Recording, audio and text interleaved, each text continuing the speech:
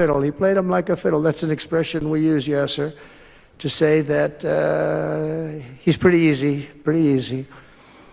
A dictator without elections.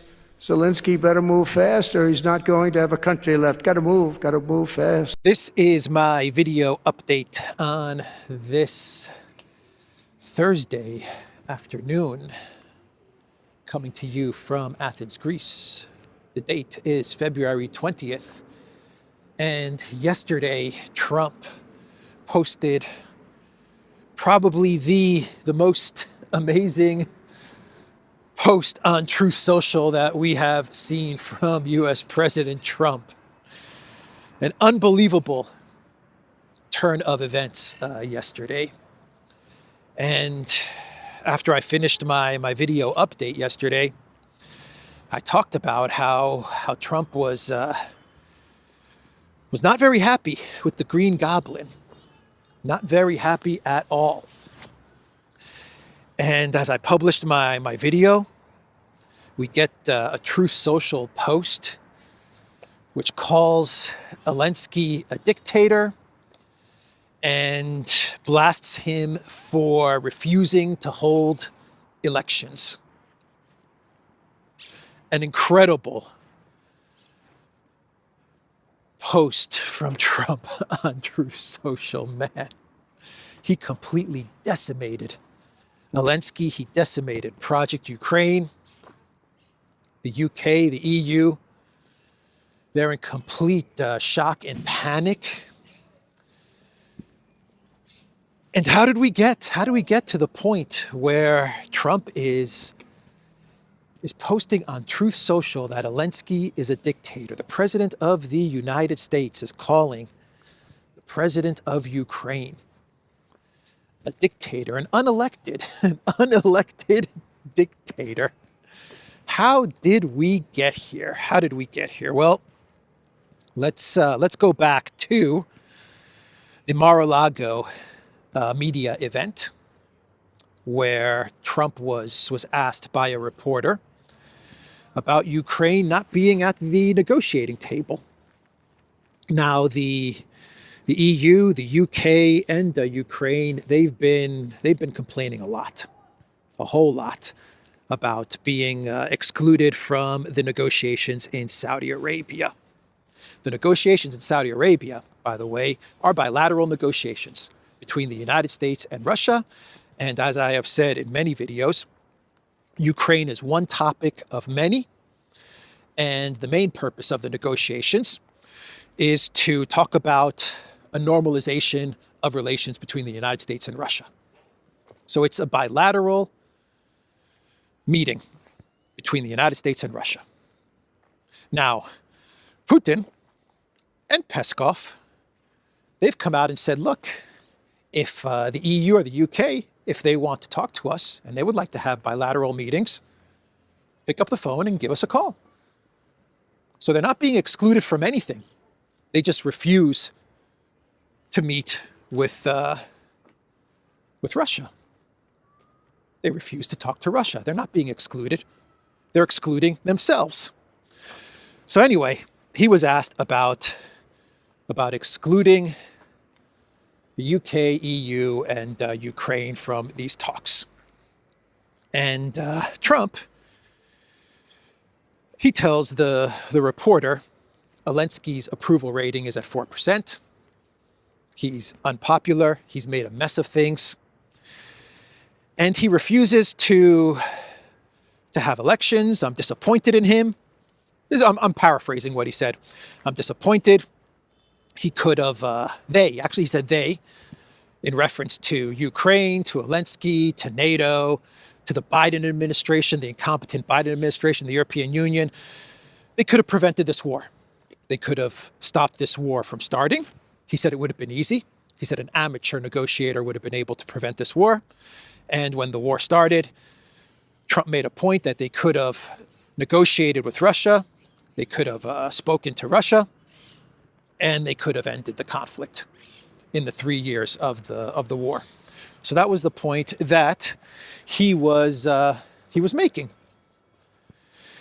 And the media they latched on to Trump's comment, and they twisted it, and they made it appear as if Trump was blaming Ukraine for the war, blaming Zelensky for starting the war.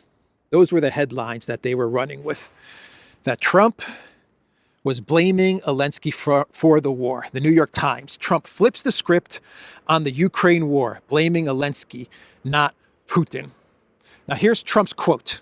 This is the part that they're using, the quote from Trump that they're using to say that he is saying Zelensky started this war, not Putin. Trump said, "Today I heard we weren't invited. Well, you've been there for 3 years.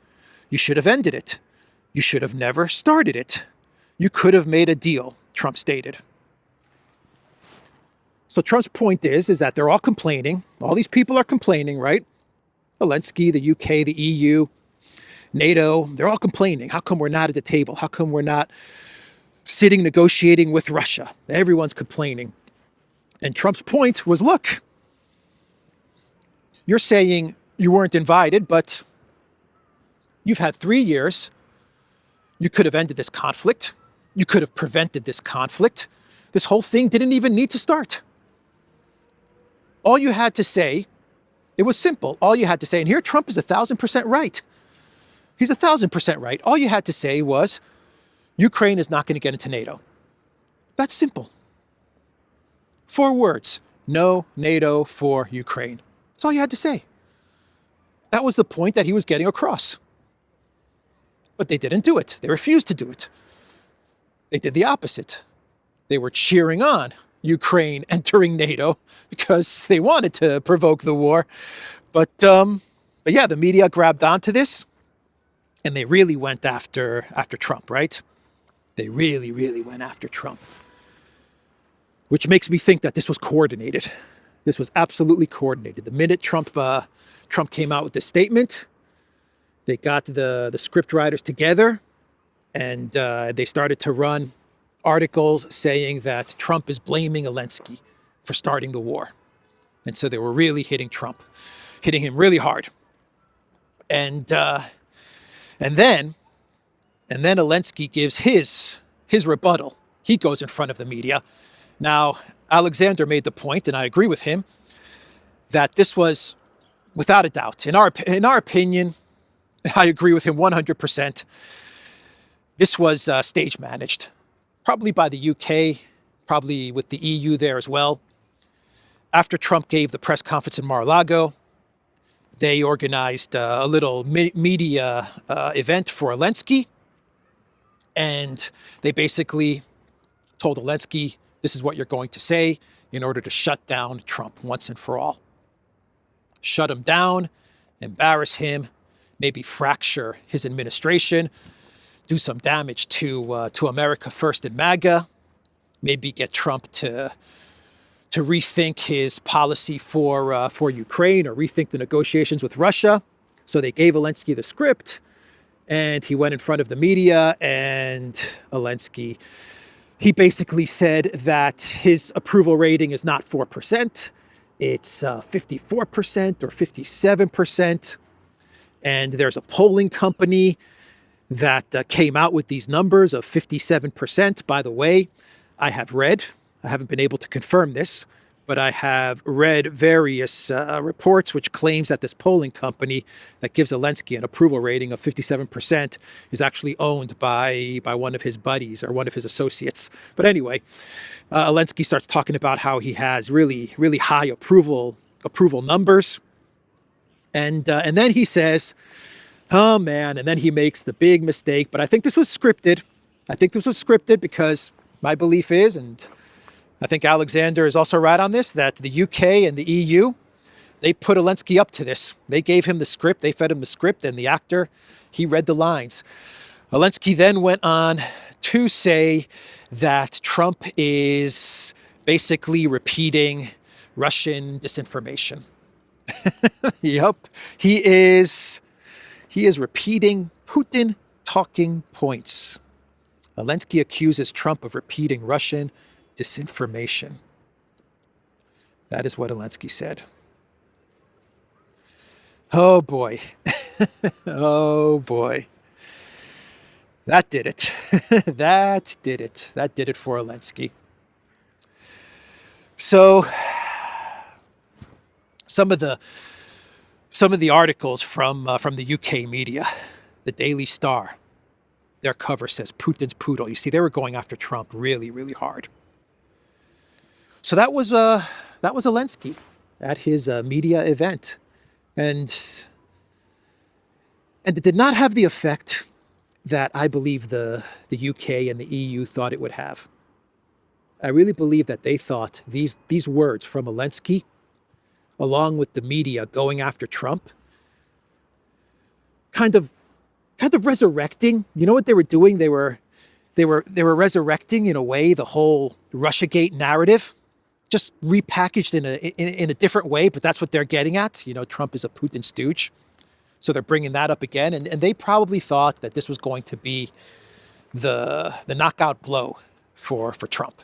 They were probably thinking that after this statement from Zelensky, we're going to probably see people in Trump's administration coming out with statements to Fox News or to CNN saying, you know, I don't agree with the president. I just can't be on board with what he said. No doubt about it, Putin started this war, and what Trump said was misguided. And I think they were waiting for these types of responses from Trump's administration, looking to fracture Trump's team. And they got the exact opposite. They got the exact opposite. Trump's administration, they banded together. They closed ranks. They understood exactly what was going on. They understood exactly how Trump's words were twisted and manipulated. They understood that the media is trying to resurrect the whole Russiagate narrative. And they were on to Zelensky. They were on to him, and they were on to what they were trying to do to Trump. And J.D. Vance, he sent a warning to Zelensky via the Daily Mail. J.D. Vance warns Zelensky he will regret bad-mouthing Trump and condemns his atrocious response to peace talks. Elon Musk posted Zelensky cannot claim to represent the will of the people of Ukraine unless he restores freedom of the press and stops canceling elections. David Sachs posted all Zelensky needs to do to prove he's not a dictator is hold an election. That's not going to happen, and we all know why. Trump Jr. posted Zelensky should really just go win the war without our endless money. Let's see how that works out. And Waltz, the NSA chief, I believe it was either on Fox News or CNN, he got on to the mainstream media in the U.S., and he said the same thing. He said that Zelensky made a big mistake. He made a real big mistake trashing the U.S. president and trashing the peace talks and the peace process. So Trump's team, instead of fracturing, they held together. They held strong. They supported the president. America First and MAGA, if you go onto X, they did not fracture. They supported the president as well, and they supported what Trump said in Mar-a-Lago, and then Trump dropped the hammer. Yesterday evening my time, Trump dropped the hammer, and he posted this on Truth Social. Think of it. A modestly successful comedian, Volodymyr Zelensky, talked the United States of America into spending $350 billion to go into a war that couldn't be won, that never had to start, but a war that he, without the U.S. and Trump, will never be able to settle. The United States has spent $200 billion more than Europe, and Europe's money is guaranteed while the United States will get nothing back. Why didn't sleepy Joe Biden demand equalization? In that this war is far more important to Europe than it is to us. We have a big, beautiful ocean as separation. On top of this, Zelensky admits that half of the money we sent him is missing. That's all caps, missing. He refuses to have elections, is very low in Ukrainian polls, and the only thing he was good at was playing Biden like a fiddle. a dictator without elections. Capital D, capital E, a dictator without elections. Elensky better move fast, or he is not going to have a country left. In the meantime, we are successfully negotiating an end to the war with Russia, something I'll admit only Trump and the Trump administration can do. Biden never tried, Europe has failed to bring peace, and Elensky probably wants to keep the gravy train going. I love Ukraine, but Elensky has done a terrible job. His country is shattered, and millions have unnecessarily died.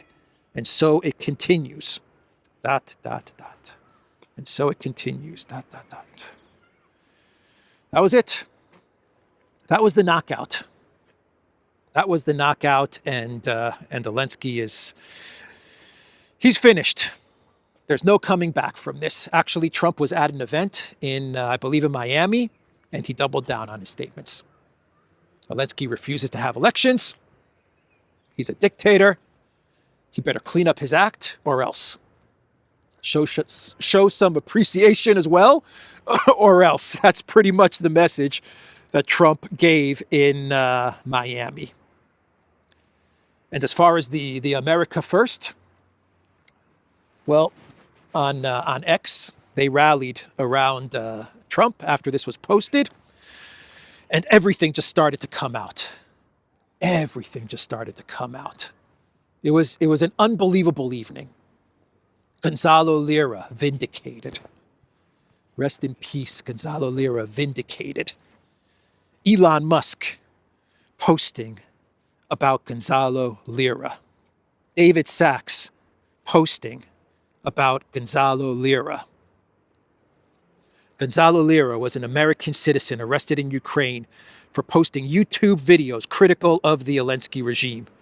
He then died in a Ukrainian prison, exactly as he predicted in his last public statement. Dictator is as dictator does. Elon Musk posted Zelensky killed an American journalist. Justice. Finally, we are starting. We're not there yet. We're not there yet.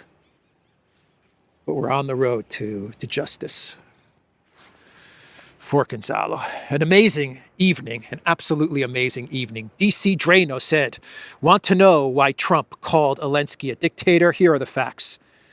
He's in year 6 of his 5-year term, declared martial law February 2022, and has banned elections since then. Banned 11 political parties, passed law in 2022 to censor journalists and combined all news into one government station. Journalists investigating his corruption get conscripted and thrown on the front lines to die. Even Saddam Hussein held elections. You started to get posts from early on in the conflict. I believe it was the first year of the SMO, where Zelensky and Elenskaya, his wife, they did a photo shoot for Vogue. You started to get all kinds of posts on social media of the photo shoot. That was devastating. There's a war in Ukraine, and he's doing a photo shoot for Vogue. You start to get posts like that. You had articles like this one getting posted from Fox News. Psychological and Information War Center of Ukraine received $140 million per month from USAID. The Ukrainian center has been creating fake comment bots and artificially increasing views since 2022. And I mean, it just went on and on and on. All of the truth about the conflict that we've been reporting on for 3 years plus, was just hitting the mainstream, at least the mainstream of X and Telegram and social media, if there is such a thing as the mainstream of these platforms. You guys know what I mean. It was just being shared everywhere. The truth about Zelensky, about Ukraine, all of it. An amazing evening, an absolutely amazing evening, and we're starting to see the beginning of the end for Zelensky and his regime. There is no doubt about it that he's going to have to go. The U.S. wants him gone. The Russians absolutely want him gone. And there's no way that Zelensky's going to come back from this. Absolutely no way that he can come back from any of this. And you know, he refuses He refuses to apologize. He refuses to say, I misspoke. No, he's actually doubling down. His administration is actually doubling down on what he said. 1 second. Ukraine responds to Trump-Elensky dictator claims. Several prominent politicians, including those who criticized Zelensky's government in the past, spoke out in his defense. In his post on X, Foreign Minister Andrei Sybiga wrote that Ukraine withstood the most horrific military attack in Europe's modern history. The Ukrainian people and their president, Zelensky, refused to give in to Putin's pressure. He stated, nobody can force Ukraine to give up. We can like or dislike Zelensky. We can condemn his actions or applaud them because he is our president. Boris Filatov, the mayor of Dnipro, Ukraine's fourth largest city, wrote on Facebook. He argued that neither the U.S. nor Russia have any right to badmouth Zelensky. So Zelensky's inner circle, his administration is doubling down and closing ranks around the Green Goblin. They're not apologizing. They're not trying to call up Trump and fix things. I don't think you can fix things. Instead, they're saying we're going to continue to defy you, Trump, Vance, the United States, the negotiations. We will not take part in any of this peace talk.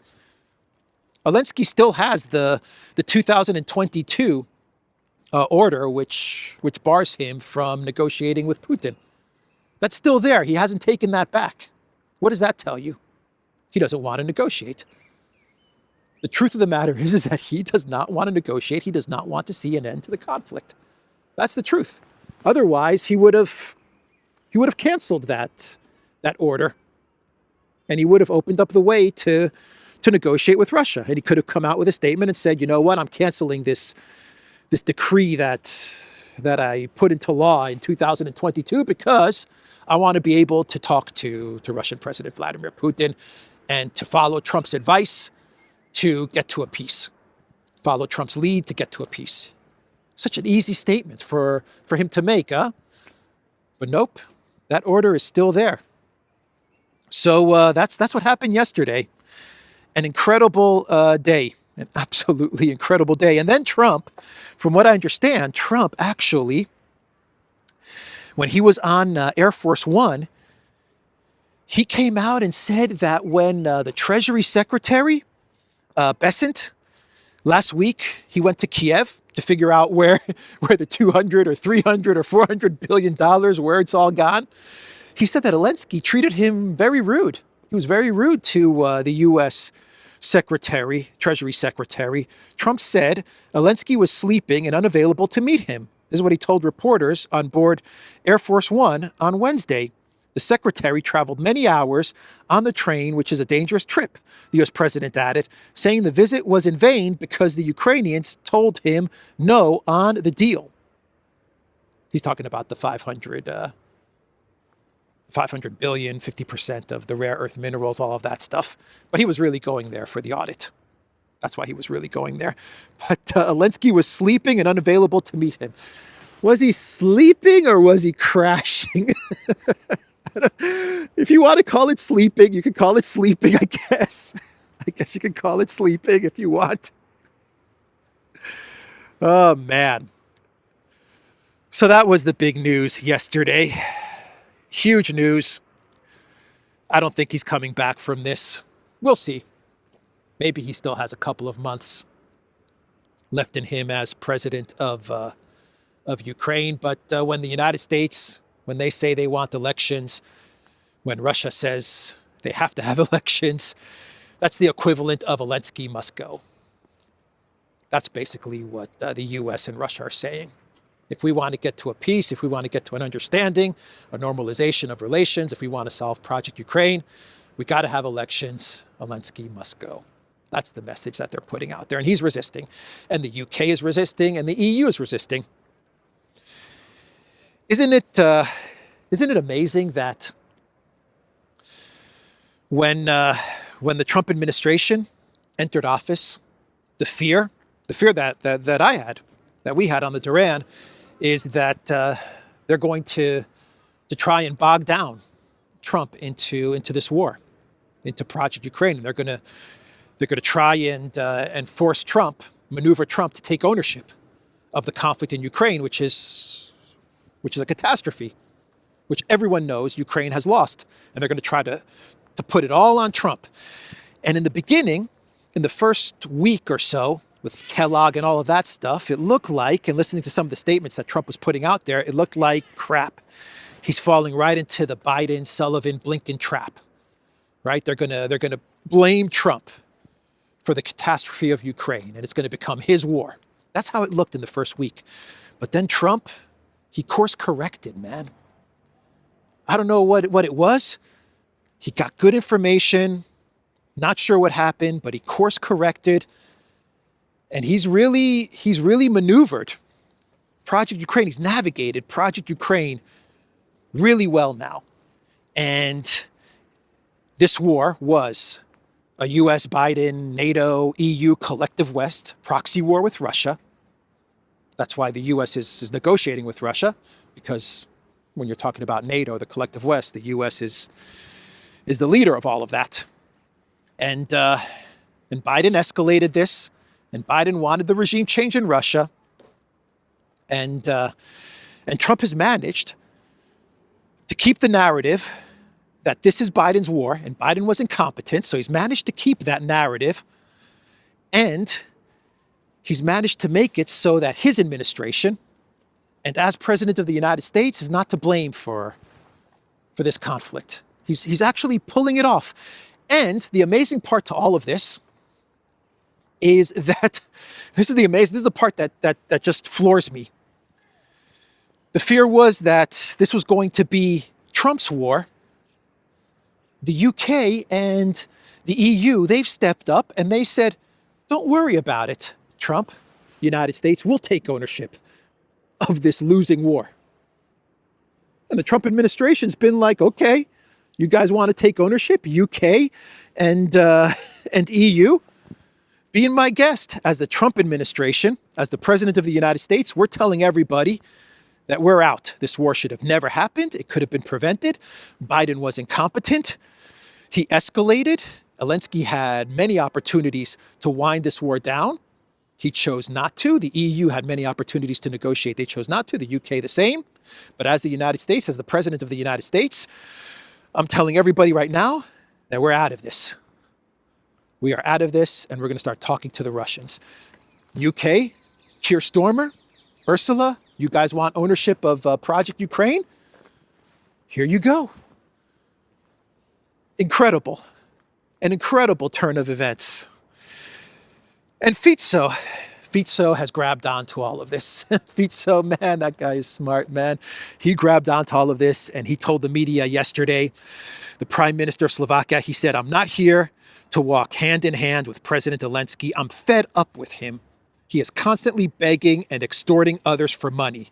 This has to stop. Fico and Orban, this is your time. This is your opportunity. This is your time. Get to it, man. Get to it, and let's wind this war down. Let's get some peace and stop the killing, and let's wind this thing down. And let's get some common sense, for God's sakes. So that's what Fico said. Unfortunately, Pirate Schultz and Annalena, I can't believe them. they actually came out in support. After everything that went down yesterday, they came out in support of the Green Goblin. Germany came out in support of Zelensky. Incredible, man. Absolutely incredible. From Spiegel, I believe this is translated from German, but it says, Chancellor calls Trump's Zelensky statements false and dangerous. Annalena Baerbock calls Trump's dictator statement absurd. Germany is siding with Ukraine, with Zelensky, and not with Trump and the United States. Incredible, man. Anyway, all right. We'll see where all of this goes. I think we're still early days. We got a lot of negotiating left. We got a lot of talking between the United States and Russia left. But they are talking. Elections are going to happen. My sense is that elections are going to happen a lot sooner than many of us think. We'll see. We will see. But I think that's the one thing that the United States and Russia have agreed on. They have agreed that elections for Ukraine have to happen once we get new leadership in Kiev, leadership that's more sensible. Then things can really start to move forward with resolving Ukraine, and for Russia to have its terms of the special military operation, to have those terms met once they get new leadership in Kiev. And I think that's going to happen, but we'll see. We will see. A lot of things can go wrong. You could get a lot of false flags. They're going to try a lot of false flags. They're going to try to derail the negotiation process. So we will be monitoring everything that's happening.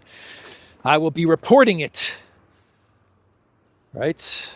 Oh my God! Look at all the cats. They're all like on that tree right up there. How many of you guys were on that tree? 1, 2, 3, 4, 5. Oh wow. All right. So I get excited over the littlest of things. Anyway, let's move on. Let's move on and talk about some other news. When Trump was on Air Force One, he was asked about Fort Knox, going into Fort Knox. And he said, we're going to go to Fort Knox, the fabled Fort Knox, to make sure the gold is there. If their gold isn't there, we're going to be very upset. Man, what's going to happen when they open up Fort Knox, man? I'm curious now. I wasn't that into this story, but now I'm curious. Are we going to see a lot of gold, or are we going to see, as Sparky said in our live stream today with the great Professor Jeffrey Sachs, are we going to see Goldfinger? Or was it with Robert Barnes that you said that, Sparky? I don't know. I forgot your comment. But it was on the live streams either with the great Barnes or the great Jeffrey Sachs, where Sparky said, is Fort Knox going to be opened, and are we going to see Goldfinger sitting there? Goldfinger, where's the gold? No more gold. No more gold. We'll see. We will see. Maybe we'll see a whole bunch of gold. I don't know. But we got that. The Babylon Bee, they posted cruel. Elon Musk cuts off Social Security benefits for thousands of Revolutionary War veterans. Yeah, this story's incredible, man. This should be a clown world. You have people who are getting Social Security benefits, and a lot of people who are 120 years old, 150 years old, 200 years old. Oh my God. You know what? I'll tell you guys something. In Greece, this happens all the time. All the time. You have people getting Social Security benefits, the equivalent of Social Security in Greece. They get the pensions and the benefits, and they've been passed away for 50 years or 100 years. I mean, this is very common in Greece, to be quite honest. I never thought I would be seeing it in the United States, but there it is. There it is. So let's do some clown world, and we will wrap this video up. By the way, it looks like Trump is firing all of the Biden U.S. attorneys. Is that right? Over the past 4 years, the Department of Justice has been politicized like never before. Therefore, I have instructed the termination of all remaining Biden-era U.S. attorneys. We must clean house immediately and restore confidence. America's golden age must have a fair justice system. That begins today. All right, so that's some important news. But let's do some clown worlds. So Salome Zurabichvili, she was walking through an airport, I believe, the other day, and she was pelted with eggs. I think she was walking through an airport or outside some event. I don't know.